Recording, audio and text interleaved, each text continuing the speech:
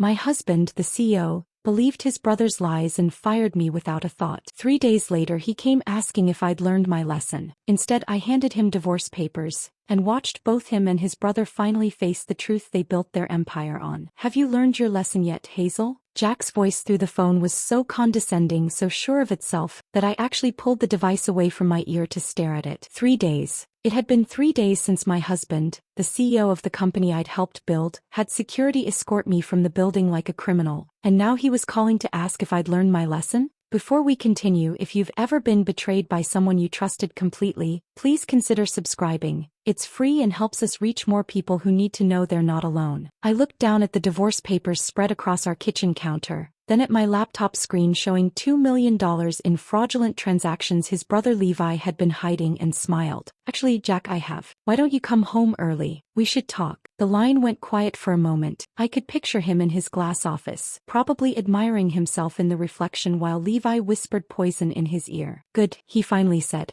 I'll be there at 6. I hope you're ready to be reasonable. Reasonable. The word echoed in my mind as I hung up. 3 days ago I'd been reasonable. 3 days ago I'd walked into that conference room expecting a normal meeting, maybe a discussion about quarterly projections or the Morrison Group contract we were pursuing. Instead, I'd found my husband and his brother waiting like executioners. But I should have seen it coming. For the past month, things had been shifting in ways I'd chosen to ignore. Jack had stopped including me in investor calls, claiming I needed to focus on the books, while he handled the vision. Board meetings suddenly became strategic sessions that didn't require the CFO's input. And Levi had been everywhere despite joining only 6 months ago with zero tech experience beyond posting motivational quotes on LinkedIn. I walked to our kitchen window looking out at the Seattle skyline. From our downtown apartment on the 15th floor, I could see the Whitmore Technologies building 6 blocks away. 4 years ago, Jack and I had signed the lease for our first tiny office on the 2nd floor of that building. We'd worked 18-hour days eating takeout on the floor because we couldn't afford furniture yet. I'd handled every invoice, every payment, every financial projection while Jack coded through the night, building the platform that would eventually secure us $12 million in funding. Our wedding photo sat on the counter, taken just 5 years ago. We looked so young, so certain that love and business could coexist. Jack's hand on my waist, my head tilted toward his shoulder, both of us grinning at something off camera. Probably my sister making inappropriate jokes to get us to relax. We'd written our vows the night before on cocktail napkins at the hotel bar, too overwhelmed to do it earlier. His had promised to always trust my judgment. Mine had promised to always have his back. Duke, our golden retriever, patted over and rested his head on my knee. He'd been doing that a lot the past 3 days, sensing something was wrong. Dogs always know. I'd adopted him 2 years ago when Jack had started working those 100-hour weeks, claiming I needed company. Really, I think I'd already sensed the loneliness creeping in. The apartment itself told the story of our rise. The exposed brick wall where we'd mapped out our business plan in dry erase marker, refusing to erase it even after we could afford proper whiteboards. The Italian leather couch Jack had insisted on buying with our first profit check. The kitchen island where we'd celebrated every milestone. Series of funding with champagne,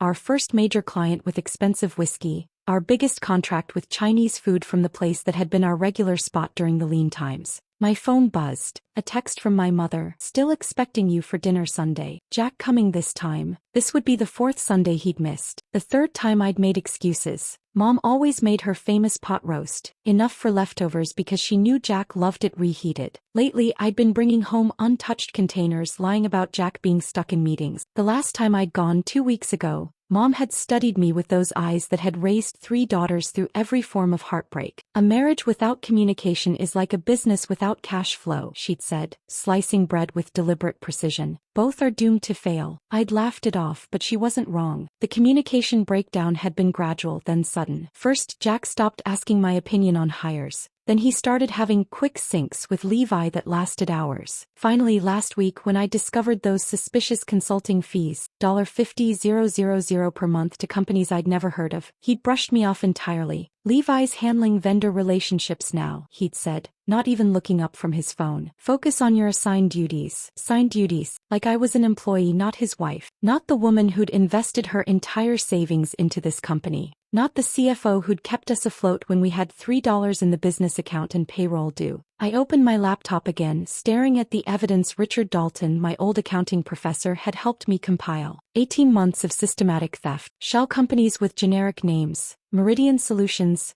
Apex Consulting, Innovative Partners. All traced back to accounts controlled by Levi. $2 million siphoned out while Levi convinced Jack that I was the threat. The irony was beautiful in its cruelty. They'd accused me of financial misconduct over 3 legitimate expense reports. Meanwhile, Levi had been stealing enough to buy a house in Seattle's current market, and Jack had believed him. Without question, without investigation, without even giving me a chance to defend myself. The security footage Patricia's investigator had found was the cherry on top. Levi entering my office at 10 p.m., accessing my computer, spending 45 minutes doing God knows what. The timestamp was 2 days before my performance review. 2 days before the ambush. I looked at the clock. 4:30 p.m. 90 minutes until Jack arrived, expecting tears and apologies. Instead, he'd find divorce papers and evidence of his brother's betrayal. The lesson I'd learned wasn't the one he expected. Duke whined softly and I scratched behind his ears. "It's okay, boy," I whispered. "After tonight, everything changes." The doorbell rang at 5:45 p.m., 15 minutes early. Of course Jack would arrive early to his own reckoning, still operating on CO time even for this. I smoothed my dress, the navy one he'd bought me for our 3rd anniversary, and walked to the door with Duke trailing behind me, his tail low, sensing the tension. Jack stood there in his Tom Ford suit, the charcoal one that cost more than most people's monthly rent. His face wore that particular expression of satisfied authority, the one he used after closing major deals. He genuinely believed he was coming here to accept my apology. "Hazel," he said, stepping inside without waiting for an invitation. The apartment was still half his after all, at least for now. "Jack." He walked straight to the living room, glancing at the coffee table where I'd strategically placed nothing but a vase of fresh flowers. The divorce papers were tucked safely in the kitchen drawer. The laptop with Levi's fraud evidence was closed, innocuous on the counter. "Not yet. Let him think he's winning first." "I'm glad you've had time to think," he said, settling into his favorite leather chair, the one he'd insisted on buying even though it clashed with everything else. "These past 3 days must have been difficult." Difficult. I almost laughed. 3 days ago had been difficult. 3 days ago had been devastating. 3 days ago went something like this. It had started at 8:47 a.m. on that Monday morning. I'd been reviewing payroll, making sure everyone would be paid on time despite the cash flow crunch from Levi's mysterious consulting fees. My coffee was still warm. Duke was napping under my desk and I was thinking about suggesting we promote Jennifer from accounting. She'd been doing excellent work lately. Then the calendar notification popped up on my screen. Performance review mandatory. 9 a.m. 13 minutes notice. My husband, who slept beside me every night, who'd kissed me goodbye that very morning, had scheduled a mandatory performance review with 13 minutes notice. Not a text. Not a walk to my office 20 feet away. A formal calendar invitation through the company system. My hands had actually shaken as I clicked accept. What else could I do? Decline my own execution? I'd walked to the conference room trying to convince myself this was about something else. Maybe the Morrison Group contract. Maybe a new investor concern. Maybe anything except what my gut was screaming. But when I opened that door and saw them, Jack at the head of the table where he always sat, Levi to his right in a designer suit that probably cost more than Jennifer's monthly salary, I knew. The smart glass windows were set to opaque, turning the room into a tomb. No witnesses. No accountability. Just the 3 of us and a thin manila folder centered on the sustainably sourced bamboo table I'd selected myself because it aligned with our company's eco-friendly image. "Hazel," Jack had said, not honey, or babe, or even hey. Just Hazel, like I was any other employee. "Please sit." Levi hadn't even tried to hide his satisfaction. He sat there with his hands folded, his Harvard class ring catching the light, looking like a cat who'd not just caught the canary but had already eaten it and was contemplating dessert. "We need to discuss some serious concerns about your conduct," Jack had continued, his voice carrying that CEO tone he'd practiced in the mirror when we first started the company. Back then we'd laughed about it together. "High conduct." I'd actually been confused. "Jack, what is this about?" That's when he'd slid the folder across the table. The sound it made against the bamboo, that soft whisper of paper on wood, would haunt me for days. Inside were 3 expense reports. 3. The client dinner at Canlis for the Henderson Group. Jack had specifically told me to spare no expense on that one. The software purchase for our accounting system upgrade, which he'd approved via email with the words, Get whatever you need to make this work. The conference registration for FinTech Forward, where he'd literally asked me to represent the company because he had a scheduling conflict. These irregularities compromise the company's financial integrity, Levi had said, leaning forward like he was delivering devastating evidence instead of complete fabrication. We can't have our CFO engaged in questionable expense practices. Questionable expense practices. 3 legitimate, approved expenses totaling less than $8,000. While his consulting fees were draining $50,000 monthly. You're joking, I'd said, looking between them. Jack, you personally approved every one of these expenses. The board has lost confidence in your leadership, Jack had replied, not even acknowledging my words. Reading from a script, Levi's script, I realized later. What board? I'd asked. We have 3 board members, you, me, and David Shin. Did David suddenly lose confidence in the CFO who's kept this company profitable for 4 years? The decision has been made, Jack had said, finally meeting my eyes. And that's when I'd seen it. Nothing. No remorse, no conflict, no recognition of what he was doing. Just cold corporate efficiency, as if I hadn't held his hand through every failure, every setback, every moment of doubt when he wanted to quit. Clean out your desk, Levi had added, already standing, already dismissing me. Security will escort you. Security. Carlos and young Marcus were already waiting outside the conference room when I opened the door. They'd known. Everyone had known. The walk to my office, former office, had been the longest 50 feet of my life. Employees I'd hired, mentored, advocated for, all suddenly fascinated by their computer screens. Kelly at reception had actually been crying, the only honest person in the building. I'd packed 4 years into a cardboard box while Levi watched from the doorway. My Best Financial Leadership Award. I'd left that on the desk, right where he could see it every day. The photo of Duke, that went in the box. The stress ball shaped like a $sign that Jack had given me as a joke when we closed our first deal. I'd thrown that in the trash while maintaining eye contact with Levi. This is a mistake, I'd told him quietly as Carlos walked me past the kitchen I'd stocked, the meditation room I'd suggested, the wall of achievements I'd helped earn. The only mistake, Levi had replied, loud enough for everyone to hear, was letting nepotism influence leadership decisions. Nepotism. The brother-in-law who'd been handed a C-suite position with no experience was lecturing me about nepotism. Now 3 days later, Jack sat in our living room waiting for my apology. Would you like some coffee? I asked, moving toward the kitchen. I have your favorite Colombian blend. That would be nice, he said, and for a moment his voice softened. You always did make it perfectly. I turned on the machine, letting its familiar gurgle fill the silence while I opened the drawer with the divorce papers. Not yet. First, let him taste his favorite coffee one more time in this apartment. Let him get comfortable in that ugly leather chair. Let him believe he'd won. The coffee maker finished brewing with its familiar beep. I poured Jack's Colombian blend into his favorite mug, the one from our honeymoon in Costa Rica, and carried it to him, my hands surprisingly steady. He took it without looking up from his phone, probably checking company metrics or maybe texting Levi about how this intervention was going. Thank you, he said absently, then seemed to catch himself. We should talk about your next steps. My next steps. I returned to the kitchen, gripping the counter until my knuckles went white, remembering how different I'd felt just 72 hours ago. That first day after the ambush, I hadn't even made it home before the shock hit. Carlos, the security guard, had helped me load the cardboard box into my car, his face full of sympathy he couldn't voice. I'd driven the 6 blocks to our apartment on autopilot, carried the box inside, and then just stopped. Right there in the entryway, still in my work clothes, holding 4 years of my professional life in a box that had once held printer paper. Duke had found me there an hour later, whimpering and nudging my leg with his nose. I'd sunk onto our leather couch, the one Jack insisted we needed for serious business discussions, and stayed there, still in my blazer, still in my heels, still trying to process how my husband had looked straight through me like I was a stranger. The apartment had felt different that day,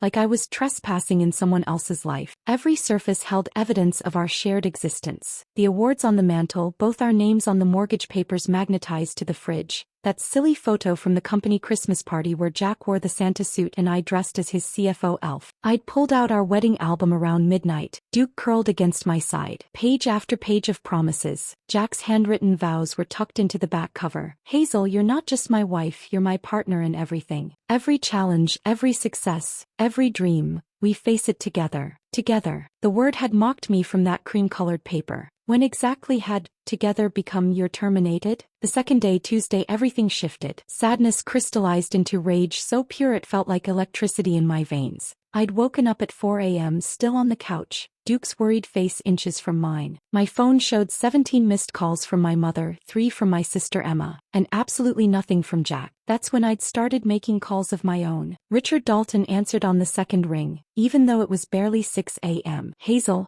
it's been years. How's the corporate world treating you? My husband just fired me from our own company, I'd said, surprised by how steady my voice sounded. And I think his brother's been stealing from us. The pause was brief. Send me everything. Every document, every transaction, every email. When students become teachers, they'd better be ready for the lesson. Patricia Reeves had been next, recommended by Emma's friend who'd gone through a nightmare divorce. Patricia had answered with, Reeves Law, we destroy the deserving. I need a lawyer who isn't afraid of taking down a tech CEO, I'd said. Honey, I eat tech CEOs for breakfast. How soon can you get to my office? The third call had been to Rebecca Morrison, the journalist whose card had been sitting in my desk drawer for 3 months. She'd been investigating workplace discrimination in Seattle's tech scene and had reached out about an interview I'd politely declined. Ms. Morrison, this is Hazel Whitmore. That interview you wanted, I'm ready to talk. What changed? She'd asked, her journalist instincts already engaged. Everything. By Tuesday afternoon,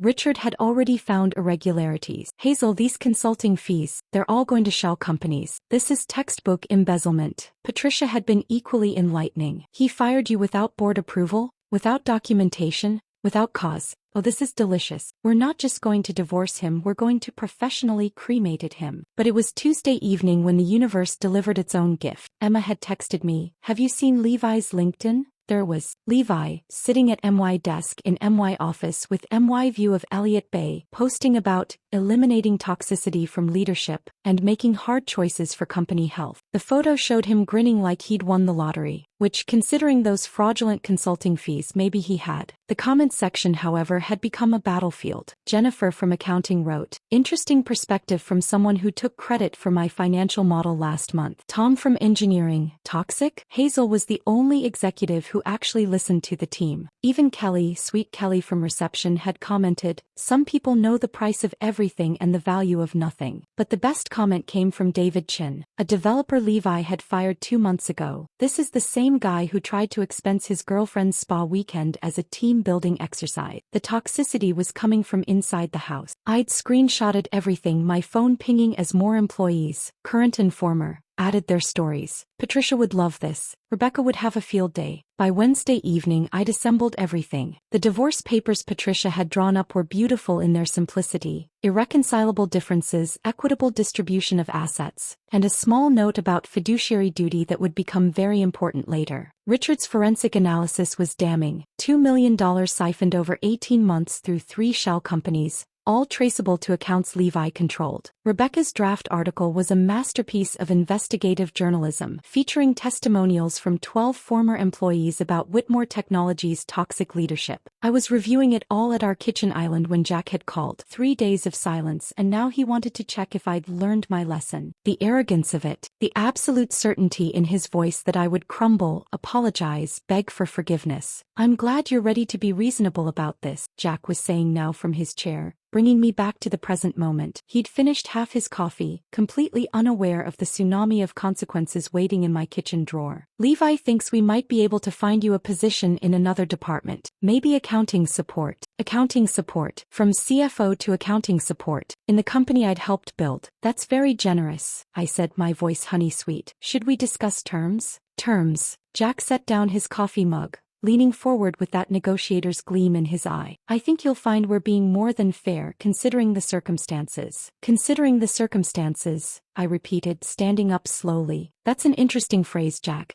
Let me go change into something more appropriate for negotiations. I walked to our bedroom, leaving him there with his confidence and his coffee. My hands were steady as I opened the closet and pulled out my best business suit, the charcoal Armani I'd worn to our Series B presentation. The one that made me look like exactly what I was, a chief financial officer who knew her worth. As I buttoned the jacket, I could hear Jack on the phone in the living room, probably updating Levi, telling him I was being reasonable. Let them think that for 5 more minutes. I returned to the living room transformed, not the grieving wife in yesterday's clothes anymore, but but the woman who'd helped build a $12 million company. Jack's eyes widened slightly. He hadn't expected this. Before we discuss terms, I said, walking to the kitchen with deliberate calm, I think we should review some documents. From the drawer, I retrieved the divorce papers, Patricia's letterhead gleaming with expensive gravity. I placed them on our coffee table, centered precisely where Jack couldn't ignore them. Next came my laptop, already open to Richard's forensic analysis. Finally, 2 glasses and the bottle of Macallan 18, the scotch Jack saved for closing major deals. What is this? Jack's voice had lost its confident edge. Due diligence, I said, pouring the scotch with ritualistic precision. 2 fingers each, no ice. The way he taught me to appreciate good whiskey. You always said every negotiation should start with complete transparency. I set his glass beside him, then sat across from him on the ottoman, the same spot where he'd knelt 5 years ago with a ring and promises of forever. Jack's eyes were locked on the divorce papers. Hazel, this is necessary, I finished.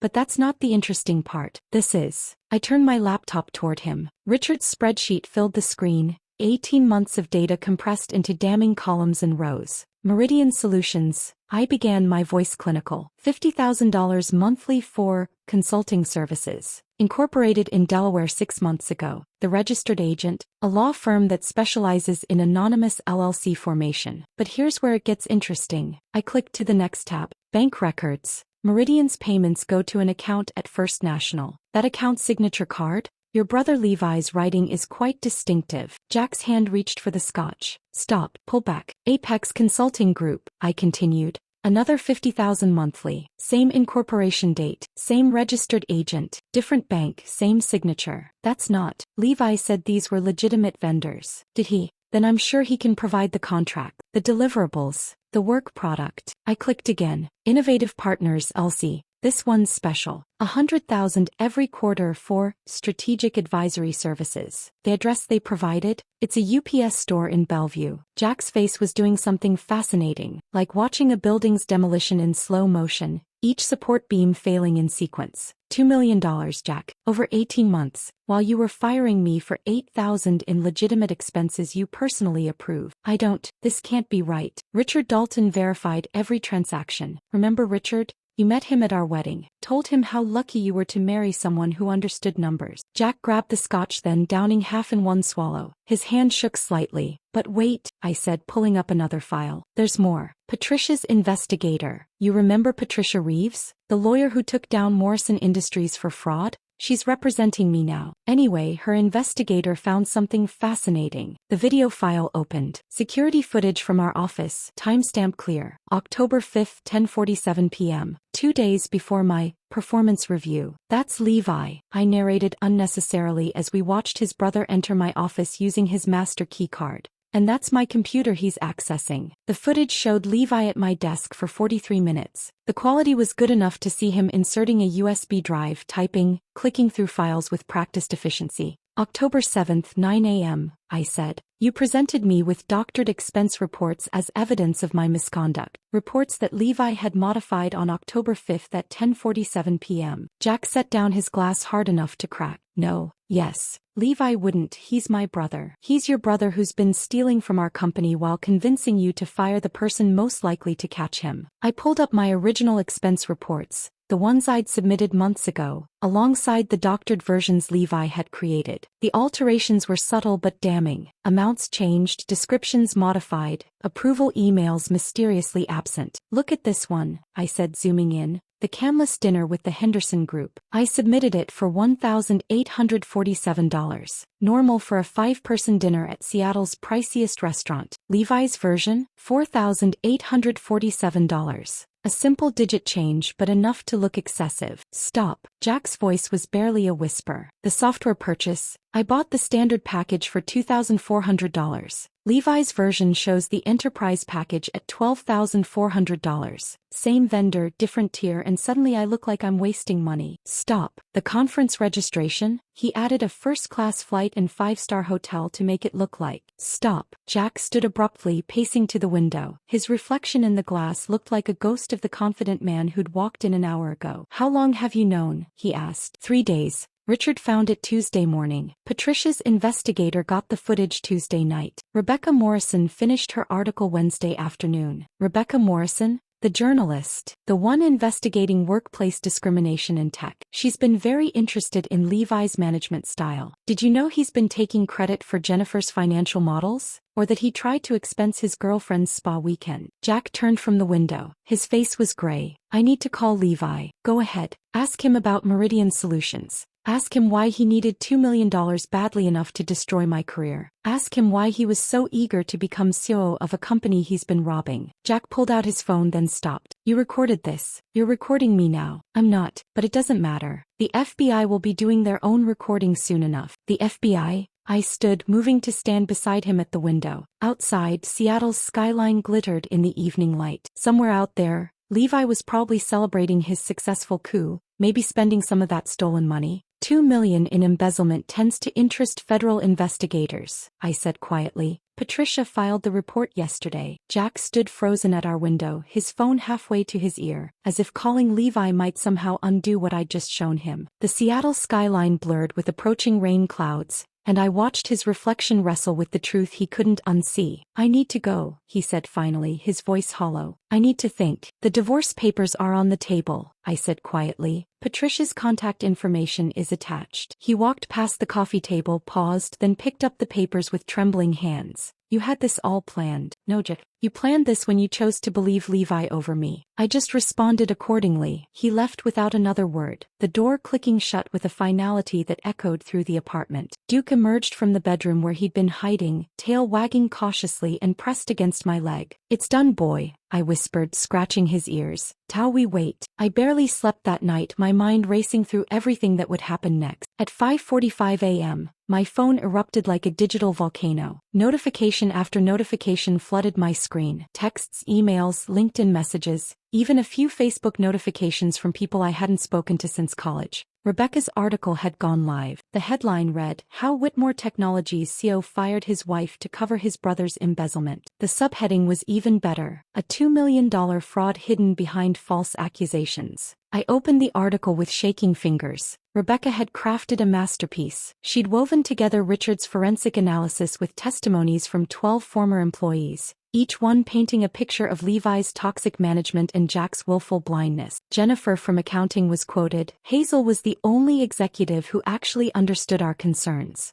Levi took credit for my work 3 times, and when I complained, he suggested I wasn't a team player. My phone rang. Patricia. Good morning, sunshine, she said, sounding far too cheerful for dawn. Ready for the show? What show? Emergency board meeting at 8. David Shin called it after reading Rebecca's article at midnight. They're live streaming it to all employees for transparency. Ironic, considering Jack's whole brand. Can we watch? Already set up in my office. Bring coffee. The good stuff. I threw on jeans and a sweater, grabbed Duke's leash and stopped at the expensive coffee place Jack loved, one last time. The barista, a young woman named Amy who knew our orders by heart, looked at me with wide eyes. Ms. Whitmore, I saw the article. I'm so sorry. Don't be sorry, I said, accepting the 2 lattes. And it's just Hazel now. Patricia's office occupied the corner of a historic building overlooking Pike Place Market. Her assistant, a sharp young man named Marcus, had already set up the live stream on the conference room's main screen. This is better than Netflix, Patricia said, taking her coffee. David Shin is furious. Apparently, Jack never told him about firing you. The live stream began at exactly 8 a.m. The boardroom I knew so well filled the screen. The same sustainably sourced bamboo table, the same ergonomic chairs, but the atmosphere was different. David Shin, usually calm and measured, looked ready to breathe fire. The other board member, Sandra Williams from our venture capital firm, appeared equally grim. Jack sat at his usual spot, but his commanding presence had evaporated. Beside him, Levi fidgeted in his designer suit, pulling at his collar like it was strangling him. Gentlemen, David began, his voice arctic. Would either of you like to explain why I had to learn about the CFO's termination from a news article? David, the situation is complicated, Jack started. It's not complicated, Sandra interrupted. You fired a founding member and board observer without board approval. That alone violates our governance agreements. She was engaging in financial misconduct, Levi said, his voice pitched too high. David pulled out his tablet. According to this forensic analysis, The only financial misconduct involves $2 million in payments to shell companies linked to you, Levi. The blood drained from Levi's face so fast I thought he might faint. That's being taken out of context, he stammered. Really? Sandra pulled up her laptop. Meridian Solutions, Apex Consulting, Innovative Partners. Would you like to provide the contracts for these vendors? The deliverables? Literally any documentation beyond invoices. Silence. Furthermore, David continued, we've received 17 complaints about your management style in the past 6 months. HR never forwarded them to the board. Curious. My phone buzzed. Mom, are you watching? Come home. Now. 20 minutes later I was in Mom's kitchen, Duke at my feet, while she ladled homemade chicken noodle soup into bowls despite it being 9 a.m. You need to eat, she said, her hands steady as always. Revenge requires energy. Mom, I'm not. This isn't about revenge. She sat across from me, her eyes, the same green as mine, studying my face. Your father's brother once betrayed him. Did I ever tell you that story? I shook my head. They ran a hardware store together. Your Uncle Ted was stealing inventory, selling it on the side. When your father found out, Ted convinced the whole family that your father was paranoid, jealous. Your grandparents sided with Ted. What did Dad do? He walked away, started his own store across town, built it bigger, better, more successful. Ted's store failed within 2 years. She reached across the table, squeezing my hand. Your father's revenge wasn't destroying Ted. It was succeeding without him, building something better. I just wanted justice, Mom. Justice and revenge aren't mutually exclusive, sweetheart. Sometimes they're the same thing with different PR. My phone buzzed again. Multiple texts from former coworkers. They're suspending Jack and Levi. FBI just showed up. News vans everywhere. I ran to Mom's living room window. Even from Queen Anne we could see the Whitmore Technologies building downtown. 3 black SUVs were parked outside. As we watched, employees began streaming out, some on their phones, others gathering in confused clusters. Then at 11:47 a.m. it happened. The glass doors opened and Levi emerged, flanked by 2 federal agents. His designer suit looked absurd next to their practical windbreakers. His hands were behind his back, handcuffed. Photographers materialized from nowhere, their cameras clicking like hungry insects. Mom stood beside me, her arm around my shoulders. How do you feel? I watched Levi being guided into an SUV, his perfect hair messed up for once, his arrogant expression replaced by sheer terror. Empty, I admitted. I thought I'd feel triumphant or vindicated, but I just feel empty. Empty is normal, Mom said, still holding me as we watched the news vans multiply outside Whitmore Technologies. When you expect catharsis and get hollow victory instead, that's when you know you're human. Duke whined at our feet and I realized I'd been gripping Mom's hand too tight. I let go, walked to her couch and finally noticed my phone, silent for the first time all morning. 43 missed calls from Jack, 4 from an unknown number that was probably Levi, and 1 voicemail from Patricia marked urgent. I should go, I said, but Mom shook her head. Listen to them first, all of them. You need to hear who he really is when he's desperate. I put the phone on speaker. Jack's first message, left at midnight after he'd left our apartment. Hazel, we need to talk about this rationally. Your accusations are serious, but I think we're both too emotional right now. Call me back. The second, at 2 a.m., I've been going through the documents. Some of this might be a misunderstanding. Levi says there are explanations. Please just talk to me. By message 15 around 4 a.m. his tone had shifted. You've destroyed everything. Do you understand that? The company, our reputation, everything we built. Message 23 6 a.m. I'm sorry. God, Hazel, I'm so sorry. I don't know what I was thinking. Levi got in my head and please call me back. Message 35 after the FBI arrived. They took Levi. They actually arrested him. This is insane. Hazel, please, we can fix this. We can still save the company. I'll make you see full control. Just please answer. Message 43 just 20 minutes ago. I love you. I know I destroyed everything, but I love you. Please. Mom poured herself tea with steady hands. Notice how he never once said he was wrong about firing you. Just sorry about the consequences. The unknown number's voicemail was Levi, his voice high and shaky. Hazel, it's Levi. They're holding me downtown. Listen, Jack made me do this. He said if I didn't help him get you out, he'd fire me too. I have emails, conversations he doesn't know I recorded. I can help you bury him if you help me with bail. Please, I know we haven't gotten along, but we can work together on this. Call me back. Actually laugh. He's trying to flip on Jack. They're both trying to blame each other. My phone rang again. Perfect timing, she said. Can you meet downtown in an hour? The Montgomery Group wants to meet with you. The Montgomery Group? 3 venture capitalists who just pulled their funding from Whitmore. They want to discuss backing your new venture. I don't have a new venture. You will after this meeting. The conference room at Montgomery Ventures had floor-to-ceiling windows overlooking the Sound. 3 people sat across from me. Sarah Montgomery, whose silver hair and Armani suit couldn't hide the shark beneath. James Chin, young and eager with an iPad full of notes. And Monica Rivera, who'd built and sold 2 companies before turning to investment. Ms. Whitmore, Sarah began, then caught herself. I apologize, Ms. Hazel. We've been following the situation at Whitmore Technologies. The implosion, you mean? I said. Monica smiled. That's what we appreciate, your directness. No corporate doublespeak. We pulled our Series C funding this morning, James added, swiping through his iPad. $8 million that was supposed to close next week. But we don't want to lose our investment in you. Sarah leaned forward. Your forensic work uncovering the fraud was impressive. Patricia Reeves says you built an airtight case in 3 days. Where are you going with this? Fraud prevention consulting,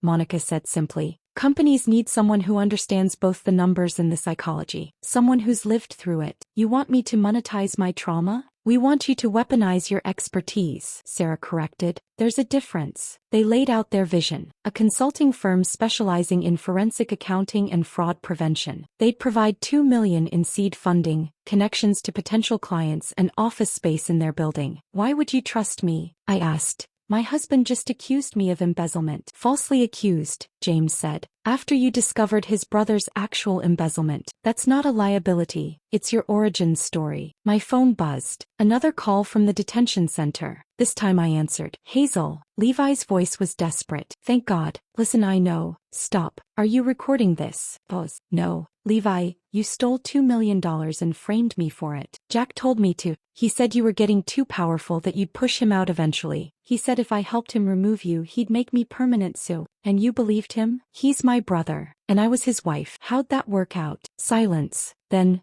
I can testify against him. Say it was all his idea. But it wasn't, was it? The shell companies were your idea. Jack just didn't stop you. Another pause. How did you know? Because Jack's not smart enough for that level of fraud. He's got vision and coding skills, but complex financial schemes? That's all you. I can still help you. No, Levi. You can help yourself by pleading guilty and hoping for a reduced sentence. Goodbye. I hung up feeling nothing. No satisfaction, no anger. Just tired. 2 weeks passed in a blur of legal meetings, document reviews, and planning sessions with Montgomery Ventures. I'd moved into Emma's guest room temporarily, unable to face the apartment's memories. Duke adjusted quickly, claiming her couch as his own. Then on a Thursday evening, Jack showed up at Emma's building. The doorman called up, uncertain. He says he has something of yours, Emma relayed, her expression skeptical. I found Jack in the lobby looking like a ghost of himself. His usually perfect hair was unkempt, his clothes wrinkled. He was holding our wedding album. You left this, he said quietly. On purpose. Can we talk? 5 minutes. Emma's lobby had a sitting area near the window. We sat on opposite ends of a modern couch that was more style than comfort. I know you hate me, he started. I don't hate you, Jack. That would require caring. He flinched. I deserve that. You deserve prison time. But Levi's taking the fall alone. I didn't know about the money. I swear I didn't know. But you knew something was wrong. You knew Levi was poison and you chose him anyway. He opened the album to a photo from our reception. Us laughing at something, cake frosting on my nose. Did you ever really love me? He asked. I stared at the photo in Jack's trembling hands. Us laughing, frosting on my nose, his eyes crinkled with genuine joy. A lifetime ago. Love without trust is just shared delusion, Jack, I said, standing up. We had the delusion, never the trust. I left him there in Emma's lobby with the album, walking away without looking back. The elevator doors closed on the image of him hunched over our memories, and I felt nothing. Not satisfaction, not regret, just forward motion. 6 weeks later, I sat in federal court for the sentencing. The courtroom smelled like old wood and disappointment, filled with reporters, former employees, and curious strangers who'd followed the story. I chose the front row of the gallery, close enough to see every expression, every flinch of recognition as consequences finally arrived. Levi entered first, his designer suits replaced with a basic gray outfit that made him look younger, smaller. His lawyer, a public defender who looked exhausted, guided him to the defendant's table. No more Harvard rings, no more entitled swagger. Just a scared man who'd gambled everything and lost. Judge Catherine Walsh, a woman known for her intolerance of white-collar criminals who thought themselves clever, reviewed her notes with theatrical slowness. Mr. Levi Whitmore, You've pled guilty to 18 counts of embezzlement, wire fraud and conspiracy to defraud investors. Do you have anything to say? Levi stood, his voice barely audible. I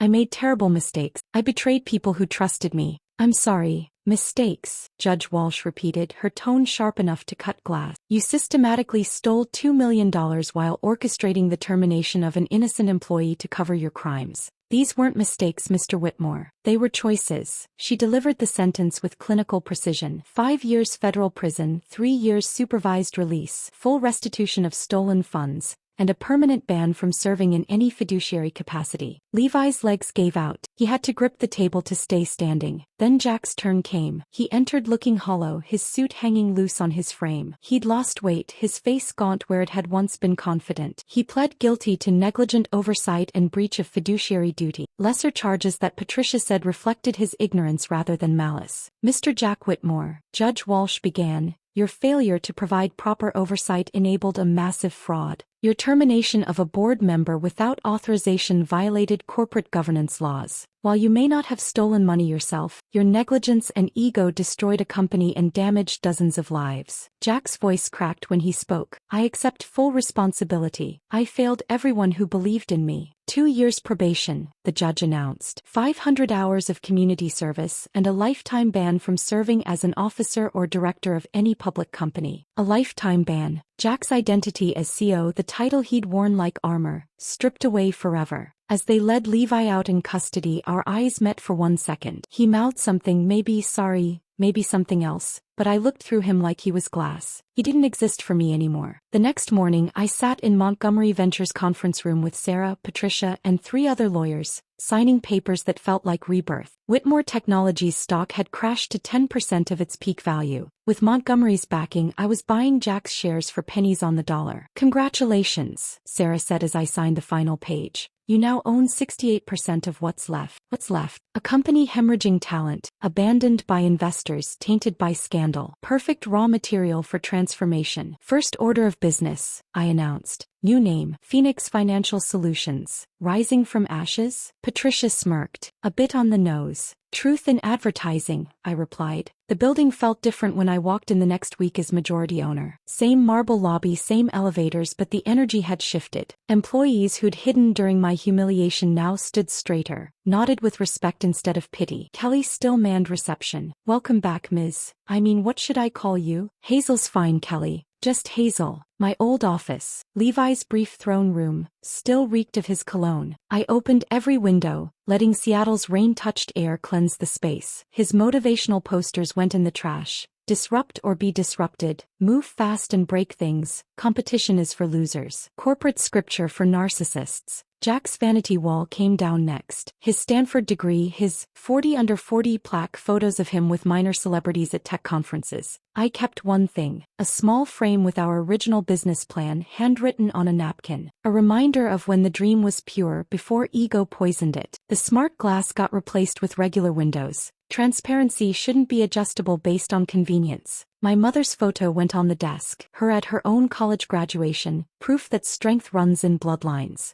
Next to it, a simple wooden plaque I'd commissioned, truth in numbers, integrity in leadership. Jennifer knocked on the door. The remaining staff wants to know if they should look for other jobs. Tell them this. Everyone who worked here before Levi arrived keeps their position. Anyone who enabled him can collect their severance and leave. We're rebuilding with people who value competence over connections. That afternoon, 18 people resigned. Good riddance. The 70 who remained were the ones who'd actually built things, who'd coded and calculated and created while the brothers played Empire. David Shin called that evening. Hazel, what you've accomplished is remarkable. But revenge. This isn't revenge, David. Revenge would be destroying everything. I'm salvaging what they nearly ruined. The distinction matters. Everything matters when you're building on ruins. That night in Emma's guest room, I sat on the bed with Duke beside me looking at my phone. Jack had sent one last text. I lost everything that mattered. My thumb hovered over it. I could respond, offer closure, perhaps even kindness. Instead, I deleted it, not with anger or spite, but with the calm certainty that some conversations are finished before the last word is spoken. Duke nudged my hand and I scratched behind his ears. We did it, boy. We actually did it. But even as I said it, I knew it wasn't revenge or justice or even vindication. It was simpler and harder than all of that. It was indifference. The opposite of love isn't hate. It's the absence of feeling anything at all. Tomorrow, I'd walk into Phoenix Financial Solutions and begin the real work of building something worthwhile. Tonight, I sat in a borrowed room with my dog, feeling neither triumphant nor broken. Just ready. The next morning arrived gray and drizzling, Seattle's signature welcome. I dressed carefully, black slacks, white blouse, the blazer Mom had given me for courage, and drove to Phoenix Financial Solutions for the first time as its true leader. Not a wife filling in, not a CFO keeping books, but the majority owner of something I would build right. 6 months passed in what felt like 6 heartbeats. We landed our first major client when Boeing needed someone to audit their vendor relationships after their own fraud scandal. Then Microsoft called, then Amazon. Companies wanted someone who'd lived through the fire and could smell smoke before it became flame. The Puget Sound Business Alliance announced their annual awards in September. When the invitation arrived for the Ethical Business Leadership Award, I almost threw it away. Awards felt like Jack's world, validation hunting, reputation building, ego feeding. But Jennifer convinced me otherwise. You need to go, she said, now my chief operating officer. Not for you, for everyone who watched you get marched out and wants to see you rise. The ceremony was held at the Fairmont Olympic, all crystal chandeliers and old Seattle money. I wore the same charcoal suit from the day I'd confronted Jack with divorce papers. My armor, my reminder. Walking to the podium, I passed faces I recognized from the old days. Venture capitalists who'd funded Jack's ego, executives who'd praised his vision while I balanced the books in his shadow. Hazel Blackwood, the presenter announced, using my maiden name I'd reclaim, founder and CEO of Phoenix Financial Solutions, for demonstrating that ethical leadership isn't about perfection but about accountability, transparency, and the courage to rebuild with integrity. My speech was brief. I thanked my team, the 70 people who'd stayed when everything collapsed. I thanked my mother for teaching me that strength isn't about never falling but about how you stand back up. I didn't mention Jack or Levi by name, but everyone knew. Sarah Montgomery told me later that Jack had watched the live stream from his studio apartment in Ballard, his presence reduced to a viewer count, anonymous number 847 of 900 people watching online. 2 days later, Mom requested lunch at her favorite restaurant, the little Italian place in Wallingford where she'd taken us for every birthday, report card, and life crisis. I want you to meet someone, she said, which immediately set off alarms. Mom didn't do setups. But David Chin wasn't a romantic ambush. He was another entrepreneur running a sustainable packaging company who'd gone through his own business betrayal 5 years ago. Your mom's been telling me about Phoenix, he said over bruschetta. I could use a forensic audit. My last business partner turned out to be creative with the books. How creative? Creative enough that I now require written documentation for everything, including lunch orders. Mom squeezed my hand under the table. Your father would be proud, she said quietly. Building something honest from dishonest destruction. That's the best kind of justice. We worked together professionally for months, David and I. He understood why I needed 3 signatures on every check, why I recorded certain meetings, why trust for me was earned in increments, not assumed through proximity or promises. Eventually, those professional dinners became something else, but that's a different story. A year after the sentencing, I was buying my morning coffee at the place near our new offices. We'd moved to a larger space in South Lake Union, 48 employees now and growing. I was reading emails on my phone, Duke waiting patiently beside me. The coffee shop had a dog-friendly policy, when I heard a familiar voice order. Large Colombian, no sugar, oat milk. Jack stood 3 feet away, thinner, his hair more gray than brown now, wearing jeans and a Seattle startup hoodie. Freelance coder uniform. He saw me at the same moment I saw him. Time stopped. The coffee shop noise faded. We stood there, 2 people who'd once promised each other forever, now strangers who shared only history. He looked older but somehow lighter, like failing had lifted weight he didn't know he'd been carrying. His wedding ring was gone. I'd noticed that immediately, though mine had been gone for a year. Hazel, Jack, Duke traitor that he was, wagged his tail. He remembered Jack, remembered better times, or maybe dogs just don't hold grudges the way humans do. He looks good, Jack said, gesturing to Duke. Happy. We both are. Jack nodded slowly, accepting that. I heard about Phoenix, about the Boeing contract. That's impressive. It's honest work. He flinched but didn't argue. I'm coding for startups now. Actually building things instead of just talking about building things. That's good. We stood there, awkward but not hostile. The barista called his name. He collected his coffee, started to leave, then turned back. Hazel, The thing you built, it's what we should have built. What I was too proud and too stupid to see we could build. He left before I could respond. I watched him walk away through the rain-streaked windows, shoulders hunched against the Seattle drizzle, and felt nothing. Not anger, not sadness, not even satisfaction. Just acknowledgement that we'd both become different people. And maybe that was the only ending that mattered. That evening, I stood in my office, twice the size of my old one, with floor-to-ceiling windows overlooking the Sound. Duke slept at my feet, occasionally twitching with dog dreams. The city lights reflected off the water like promises kept, like truth finally told. My assistant knocked. The Tokyo call is in 10 minutes. Thanks, Marcus. We were going international. Phoenix Financial Solutions was consulting for companies across the Pacific now, teaching them how to build frameworks that caught fraud before it flowered. My tragedy had become curriculum. My pain transformed into prevention for others. I looked at the plaque on my desk. Truth in numbers, integrity in leadership. Such simple words for such a complicated journey. Jack and Levi had built their empire on brotherhood and betrayal, on ego and embezzlement. It fell because lies make terrible foundations. What I built would last because authentic foundations don't crack under pressure. They get stronger. If this story of betrayal and justice kept you hooked until the end, hit that like button right now. My favorite part was when Hazel revealed the $2 million fraud evidence while Jack sat there expecting an apology. What was your favorite moment of revenge? Drop it in the comments below. Don't miss more gripping stories like this. Subscribe and hit that notification bell so you never miss an upload.